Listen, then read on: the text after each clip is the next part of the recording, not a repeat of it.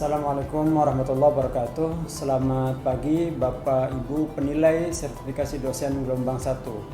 Izin perkenalkan diri, saya Muhammad Yasin selaku dosen program studi manajemen informatika Politeknik LPDI Jakarta. Video ini saya buat sebagai salah satu syarat pengajuan sertifikasi dosen gelombang 1 tahun 2025, yaitu pernyataan diri dosen dalam unjuk kinerja Tiri Dharma Perguruan Tinggi PDD UKTPT, khususnya di bidang pengajaran. Pada kesempatan ini, mata kuliah yang akan saya jadikan contoh dalam video pembelajaran adalah Sistem Informasi Manajemen dengan kode mata kuliah 19 KB MIK 04. Ini merupakan mata kuliah program studi manajemen informatika yang berbobot 4 SKS. Materi perkuliahan meliputi penyampaian teori tentang SIM dan praktikum berupa studi kasus. Penyampaian mata kuliah ini menggunakan metode DIA, Delivery, Interaction, and Assessment. Proses pembelajaran dilakukan secara online untuk sesi teori dan offline untuk sesi praktikum yang dilaksanakan di laboratorium komputer. Adapun pengertian SIM sendiri adalah sistem informasi yang digunakan untuk menyajikan informasi yang digunakan untuk mendukung operasi manajemen dan pengambilan keputusan dalam sebuah organisasi. Sebagai mata kuliah yang wajib, SIM sangat krusial bagi mahasiswa manajemen informatika karena menjadi fondasi untuk memahami berbagai jenis sistem informasi yang ada dalam suatu organisasi atau perusahaan, beserta mekanisme pendukung. Mata kuliah ini juga membekali mahasiswa dengan pemahaman mendalam tentang sistem informasi yang digunakan oleh manajemen dan organisasi, baik secara teori maupun praktik. Juga membahas kebutuhan informasi di setiap level manajemen. Lebih dari itu, mata kuliah SIM melatih mahasiswa untuk berpikir layaknya seorang pemimpin dalam perusahaan atau organisasi. Mereka didorong untuk memikirkan hampir seluruh kebutuhan sistem informasi di setiap jenjang manajemen atau organisasi, sehingga mampu mengambil keputusan strategis yang didukung oleh informasi akurat.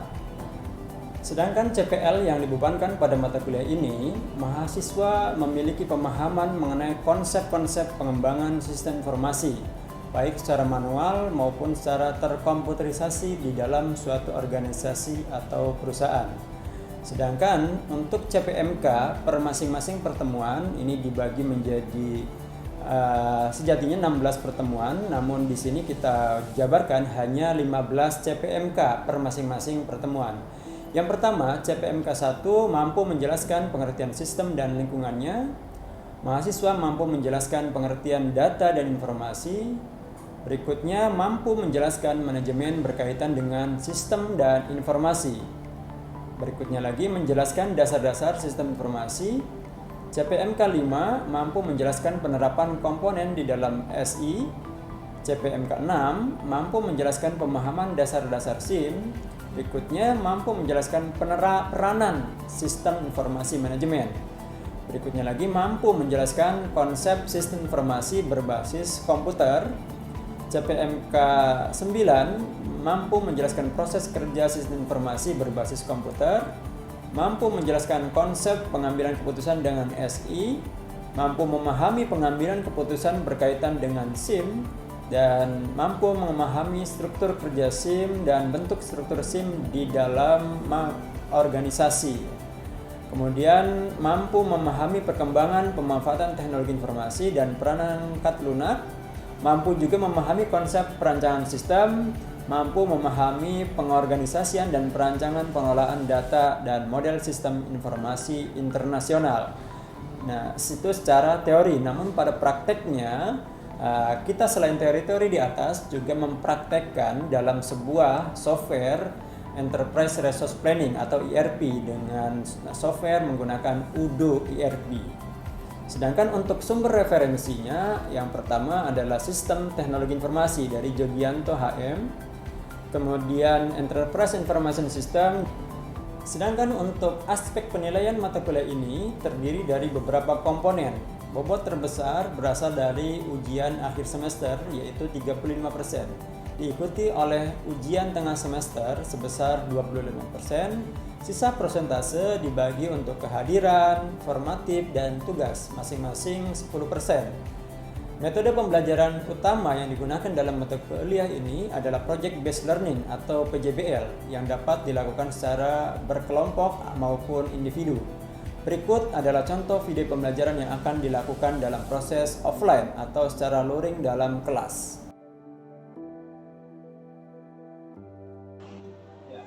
Bismillahirrahmanirrahim. Assalamualaikum warahmatullahi wabarakatuh. Waalaikumsalam warahmatullahi wabarakatuh.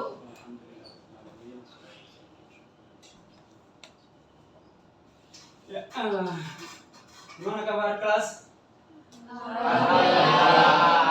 Oke, baik. Untuk itu kita keluarkan semangatnya terlebih dahulu ya. Semangat pagi. Pagi. Oke, terima kasih atas semangatnya walaupun di siang hari dalam keadaan panas, terik dan mungkin macet ya dari teman-teman semua selama perjalanan ini. Akhirnya bisa hadir di perkuliahan mata kuliah Sistem Informasi Manajemen. Dan ini adalah pertemuan pertama. Untuk memulai pertemuannya, kita terlebih dahulu berdoa. Untuk itu berdoa, saya minta kesediaannya dari laki-laki, karena pertemuan pertama belum kenal nih. Siapa nih yang paling depan untuk memimpin doa? Atas nama siapa? Atas nama Jidan. Jidan. Ya, silakan Jidan untuk memimpin doa. Sebelum kita mulai pelajaran hari ini, marilah kita berdoa menurut kepercayaan masing-masing. Berdoa dimulai.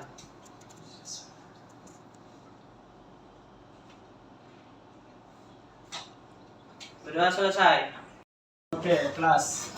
Mata kuliah kita adalah SIM. Ada yang tahu SIM? Bukan surat izin mengemudi ya. Apalagi bukan surat izin menikah. Kalau surat izin mencintai sudah pasti diizinkan. Oke, SIM kita adalah Management Information System dalam bahasa Inggris, tetapi kalau bahasa Indonesia dibalik ya, Sistem Informasi Manajemen.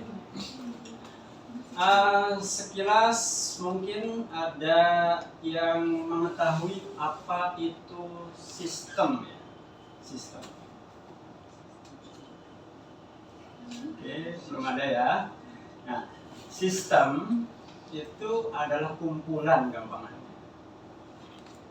Kumpulan daripada elemen-elemen yang saling berkaitan untuk mencapai tujuan bersama. Nah, itu daripada sistem. Kemudian kan tadi SIM ya, Sistem Informasi Manajemen. Sekarang dari perwakilan perempuan dulu deh, kalian ladies first ya. Apa yang Anda ketahui tentang informasi? Pasti tahu dong kalau informasi. Sebuah data, oke. Atau dipanggil aja. Oke, atas nama Inaya silakan, apa itu informasi? Sekumpulan data yang valid. Sekumpulan data yang valid. Oke, terima kasih Inaya. Berikutnya ada lagi yang bisa menjelaskan dari laki-laki. Saya tidak sebut nama ya kalau laki-laki, ini lebih gentle kan. Apa itu informasi? Tadi sebuah data katanya. Informasi sebuah ini Pak, kayak kumpulan data yang banyak. Oh, kumpulan data yang banyak. Oke, lebih ditambah dengan kumpulan data ya. Kalau tadi sebuah data, kalau ini kumpulan data. Oke, terima kasih. Berarti satu lagi deh kayaknya ya. Informasi. Kalau atas nama Naila Ayu Rosadi hadir ya? Iya Pak. Oke, Naila. Informasi apa kalau menurut Naila? Ya. Sebuah data sih Pak. Sebuah data. Oh, masih sama dong. Kalau tadi kan sebuah data juga. Ada tambahan dikit ya atau apa gitu kan.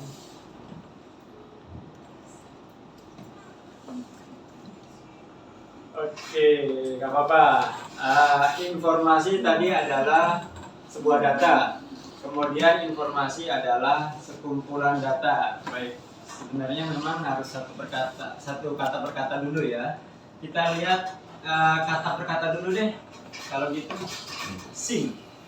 tadi kan sistem informasi manajemen. Kalau kita lihat pengertian di atas di depan, sistem adalah sekumpulan komponen yang saling berhubungan yang bekerja sama untuk mencapai satu tujuan. Ini menurut pengertian daripada Amin Wijaya Tunggal.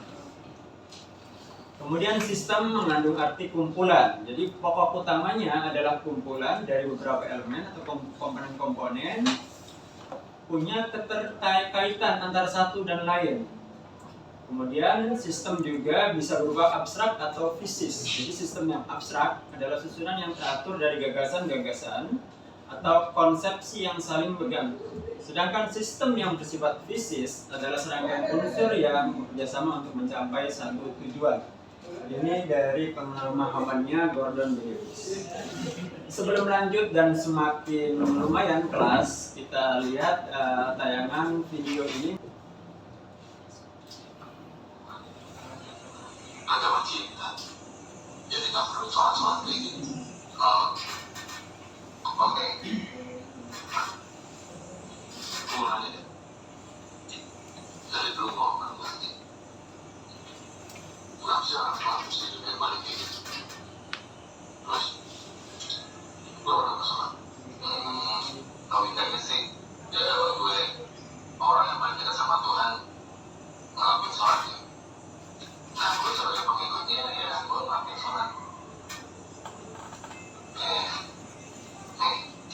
Supaya bisa tambah ngerti, itu unsur api, sifat dari api yang menjulang dan kita gas berada di api itu.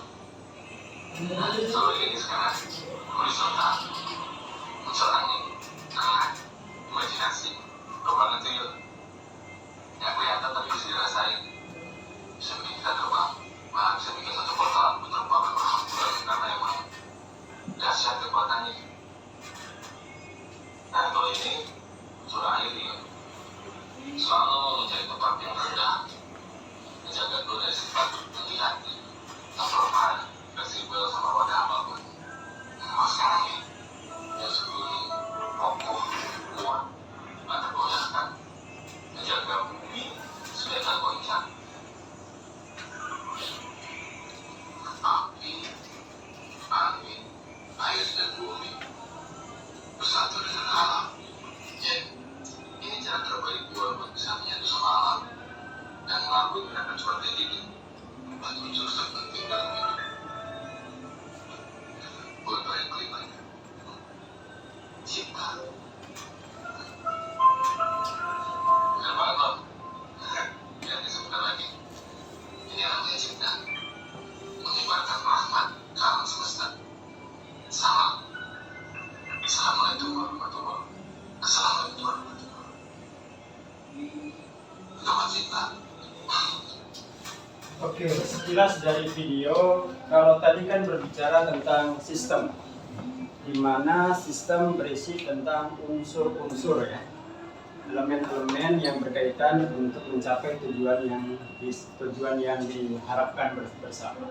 Nah, kalau tadi dari gerakan-gerakan sholat, ada yang dimaksudkan unsur api, unsur angin, unsur air, dan terakhir ditutup dengan cinta, gitu kan? Oke, itu semua contoh lah, semacam bahwa di dalam sholat pun ada unsur-unsur, ada elemen-elemen untuk mencapai tujuan yang diharapkan. Apalagi sebuah organisasi ya, pasti organisasi adalah sebuah sistem, karena di dalamnya ada manusia, ada aturan, ada alat untuk mencapai tujuan bersama. Tujuan daripada organisasi itu biasanya digariskan dalam bentuk apa? Tujuan organisasi digariskan dalam bentuk visi dan misi. Oke, itu tujuan daripada organisasi. Nah, ini kan sistem, katakanlah sistem sholat. Nah, sistem sholat itu sebenarnya kalau tadi kan sistem yang mengandung unsur gerakan ya. Nah, sedangkan di dalam sholat sendiri tidak hanya unsur gerakan, ada unsur lain, yaitu unsur hati. Selain unsur hati juga ada unsur bacaan yang harus ada yang harus terdengar, ada yang minimal ada yang harus terdengar di diri sendiri, ada yang tidak harus terdengar. Nah, itu kan adalah unsur-unsur atau kumpulan-kumpulan yang bisa dikatakan sebagai sebuah sistem.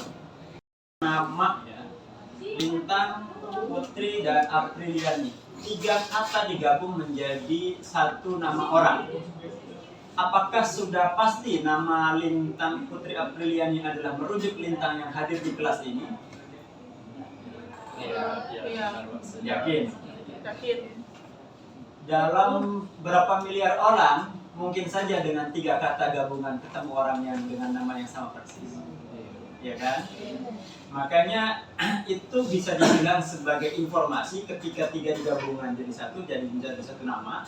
Tetapi nama tersebut ketika digabungkan dengan keseluruhan yang ada di alam segala macam ini, tidak dianggap sebagai informasi, baru dianggap sebagai data. Ya kan? Nah, tetapi kalau Lintang, Putri, Apriliani dengan NIM 23022020013 itu sudah merupakan informasi. Kenapa? Karena itu merujuk kepada Lintang, Putri, Apriliani yang hadir di kelas kali ini, gitu kan? Nah, itu informasi. Tetapi ketika skup informasinya kita perlebar lagi, bahwa Lintang, Putri, Apriliani hadir atau tidak di kelas ini, hadir gitu kan. Kemudian Lintang, Putri, Apriliani ini dia adalah salah satu siswa di kelas ini, artinya adalah sebagai data dari informasi tentang kelas. Oke, jadi kelas perkuliahan manajemen informatika semester 4 dan semester 4 ini Lintang, Putri, Apriliani adalah sebagai peserta didik di situ. Itu sebagai perbedaan antara data dan informasi. Sehingga kalau seperti itu, kira-kira data dulu atau informasi dulu? Data dulu ya. Tapi bisa juga informasi sebagai data. Iya, bisa. Ya kan? Karena kenapa? Karena skupnya ya, karena ruang lingkup daripada informasi atau ruang lingkup daripada data. Oke, data. Oke, nanti lebih jelasnya apa informasi dan apa itu data di pertemuan berikutnya ya. Pada ini kita hanya sekilas saja tentang sistem informasi manajemen. Oke, kita lanjut. Nah, sebelum lanjut, tadi ini saya tampilkan langsung deh manajemen. Boleh tadi dibacakan sama yang baca doa, baca aja kalau sekarang. Manajemen berasal dari bahasa Prancis kuno, yaitu manajemen, yang artinya seni, melaksanakan, dan mengatur. Manajemen adalah perencanaan, pengorganisasian, pengarahan, dan pengawasan sumber daya manusia dan sumber lainnya untuk mencapai tujuan yang telah ditetapkan. Oke, tadi barusan kita dengar pengertian manajemen. Manajemen adalah seni pengaturan ya. Kata kuncinya adalah pengaturan. Dan ditambah dengan seni melaksanakan dan mengatur. Nah, kalau sekilas tentang manajemen, banyak orang manajemen itu mengartikan sebagai dewan pimpinan, padahal manajemen itu tidak. Manajemen adalah pengaturan. Jadi sistem informasi manajemen di perkuliahan kita, pokok bahasannya atau secara umum sistem informasi manajemen itu akan membahas tentang hampir keseluruhan yang ada di organisasi. Ada level pimpinan, ada level middle, dan ada level teknis atau level lapangan. Semua itu akan kita bahas karena dari sistem informasi tadi.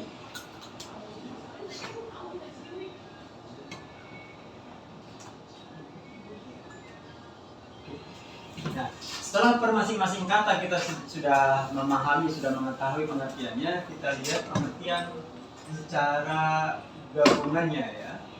Nah, kita lihat saja deh pengertian sistem informasi manajemen secara gabungannya apa.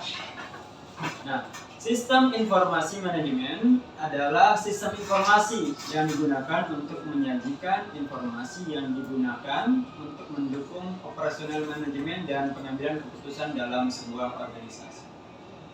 Oke, kita cukup tahu sampai di sini saja karena kita akan banyak sesi untuk mempelajari sistem informasi manajemen.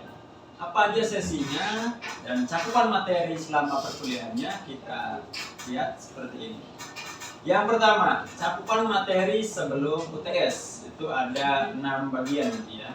Yang pertama tentang sistem dan informasi. Kalau tadi sistem dan informasi, sistem aja sudah cukup lumayan ya, ada sistem dan subsistem. Kemudian nanti sebenarnya ada, selain tadi pengertian sudah kita ketahui, ada juga karakteristik sistem, ada macam-macam sistem. Tadi kalau di tubuh kita adalah sistem pernapasan, sistem pencernaan, sistem panca indera, sistem penglihatan dan seterusnya. Itu adalah subsistem dari sistem tubuh yang ada di tubuh kita.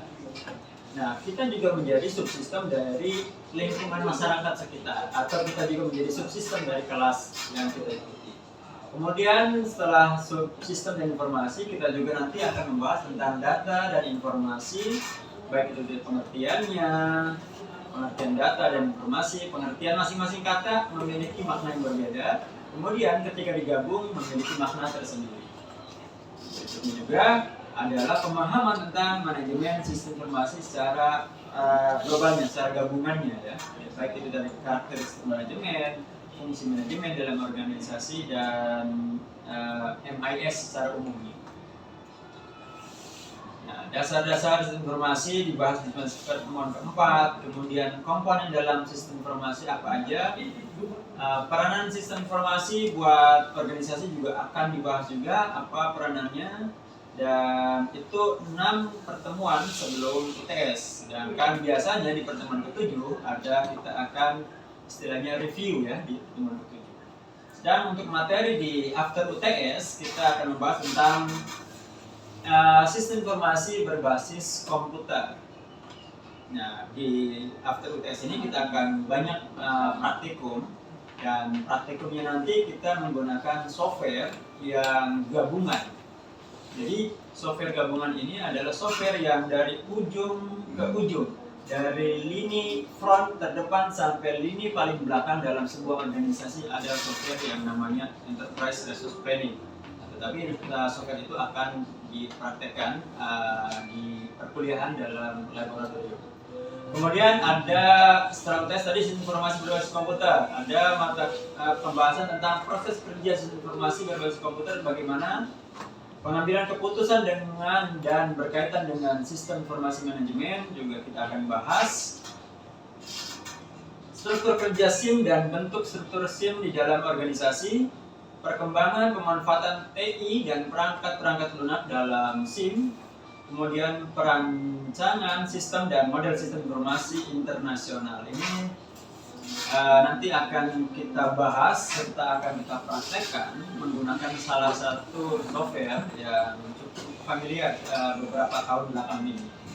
Itu cakupan materinya. Adapun untuk komponen penilaiannya adalah seperti biasa ya, kita yang paling besar adalah UAS sebesar 35%, kemudian UTS 25%, dan tugas 20%, formatif 10%, serta kehadiran 10%. Ini untuk komponen penilaiannya. Dan berikutnya, sebagaimana kita pertemuan pertama, kita akan ada istilahnya kontrak perkuliahan ya, atau peraturan perkuliahan. Jadi peraturannya adalah mahasiswa hadir dalam perkuliahan tatap muka minimal 85% dari jumlah pertemuan ideal. Jadi ketika kurang dari 85%, tidak diperkenankan mengikuti ujian ya. Berarti utamanya kalau 85 di UAS. Kemudian setiap mahasiswa harus aktif dan partisipatif dalam perkuliahan dan menjadi bagian dari penilaian akhir. Dosen dan mahasiswa tiba di kelas tepat waktu sesuai dengan waktu yang ditetapkan atau disepakati bersama. Ini kesepakatannya 5 atau 7 paling telatnya. 7. Oke, terima kasih, di 7 menit ya, paling lambat. Oke, kalau lewat dari 7 menit tidak diperkenankan ikut perkuliahan. Oke. Kemudian ada pemberitahuan jika tidak hadir dalam perkuliahan tatap muka. Pada saat perkuliahan tatap muka tidak dapat dilangsungkan, maka akan dilakukan backup kelas ya, atau kelas pergantian sesuai dengan jadwal atau sesuai dengan kesepakatan yang disepakati bersama. Berikutnya, selama perkuliahan berlangsung, HP dalam posisi off atau silent. Tidak diperkenankan makan dan minum di dalam